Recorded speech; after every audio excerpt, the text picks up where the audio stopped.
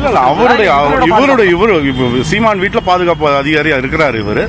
அவருடைய பாதுகாப்பு, ஏன்னா அண்ணன் வீட்டுல பாதுகாப்புக்கு இருக்கிறாரு. அவருடைய பாதுகாப்பு இங்க வந்து பெட்ரோல் குண்டுகள் வீசுறதாக ஒரு தகவல்கள்லாம் வருது. அதுக்காக அவருடைய பாதுகாப்பு, ஏன்னா இவர் ஒரு பாதுகாப்பு ஒரு நபரா இருக்கிறதுனால அவருடைய பாதுகாப்புக்கு வச்சிருக்காரு. சீமான் உட்பட இவரோட பாதுகாப்புக்கும் சேர்த்துதான்.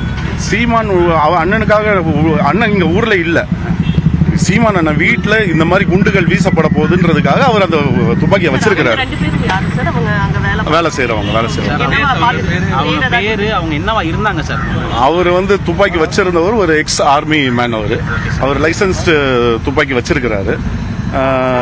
இன்னொருத்தர் அவர் பேர் அமல்ராஜ், இன்னொருத்தர் வந்து சுபா, அவர் அவங்க வீட்டில் வேலை செய்யற ஒரு ஓட்டுநர். சரி சார், இந்த சுபாகர் வந்துட்டு சீமான் அவர் மனைவி இல்ல அப்படிலாம் இல்ல, அதெல்லாம் அதெல்லாம் அப்படி அவர் ஒன்றும் யார்கிட்டையும் வாக்குமூலமும் கொடுக்கல, எதுவும் கொடுக்கல. அவங்க ஆமா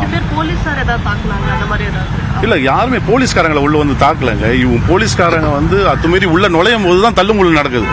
இவரை வந்து வலுக்கட்டாயமா ஜீப்ல ஏத்தும் போதுதான் அந்த துப்பாக்கி வந்து அவர் இடுப்புல இருந்து தெரிய வருது. எடுத்துதான் கொடுக்கிறாரு ஒளி, அவர் துப்பாக்கி காமிச்சு அவர் மிரட்டல. சீமான் அவர்கள் வீட்டுல இல்லன்னு காவல்துறைக்கு தெரியும். காவல்துறை வீட்டுக்கு வந்தாங்க, என்ன காரணம்? அது நீங்க காவல்துறையிட்ட தான் கேட்கணும்.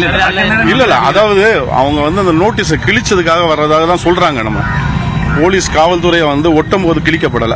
அந்த நோட்டீஸ் வந்து பிற்பாடு ஒட்டிட்டு போன பிறகு, தகவல் தெரிஞ்ச பிறகுதான் அதை ரிமூவ் பண்றாங்க. அது என்ன செய்திங்கிறது தகவல் தெரிஞ்ச பிறகுதான் அதை ரிமூவ் பண்றாங்க. அது தெரிஞ்சுக்கிட்டோம்ல, நாங்க விஷயத்தை தெரிஞ்சுக்கிட்டோம். காவல்துறையை வந்து ஒட்டி இருக்காங்க, என்ன ரீசனுக்காக ஒட்டி இருக்காங்கன்ற தகவலை நாங்க தெரிஞ்சுக்கிட்ட பிறகுதான் அதை ரிமூவ் பண்ணுவோம். அதாவது இருக்கணும்னு அவசியம் கிடையாது. அதாவது நாங்க எங்களுக்கு அது தகவல் தெரிஞ்சிருச்சு, சீமான் அண்ணன் வந்து நாளைக்கு ஆஜராக வேண்டும் அப்படின்ற தகவலை நாங்க தெரிஞ்சுட்டோம். தெரிஞ்ச பிறகு அதை ரிமூவ் பண்றாங்க. இல்ல, அதை கலந்து பேசிட்டு தான் அதை முடிவு பண்ணல. இந்த மாதிரி நெருக்கடிகள் எதனால கொடுக்கப்படுதுன்னு நினைக்கிறீங்க? அரசியல் காரணத்து தான், பியூர்லி அரசியல் காரணத்து தான். ஏன்னா அவர் வந்து தொடர்ச்சியாக இப்போ ஆளுங்கட்சியை எதிர்த்து அவர் அரசியல் செய்வதனால அவருக்கு அகேன்ஸ்டா இந்த மாதிரி தேவையற்ற செயல்கள்ல இப்போ காவல்துறையை ஏவி விடுறாங்க. வேற ஒண்ணு ரெண்டு பேர் மேல போடப்பட்டிருக்கா தெரியல, இதுவரை இன்னும் போடல. இல்ல, இன்னும் இன்ஃபர்மேஷன் கொடுக்கல. உங்க நிர்வாகிகள் நிறைய பேர் கூடுதலான பாதுகாப்பு எல்லாம் போடுறாங்க, தடுப்பு எல்லாம் அமைக்கிறாங்க. நிர்வாகிகள் என்ன சொல்றீங்க?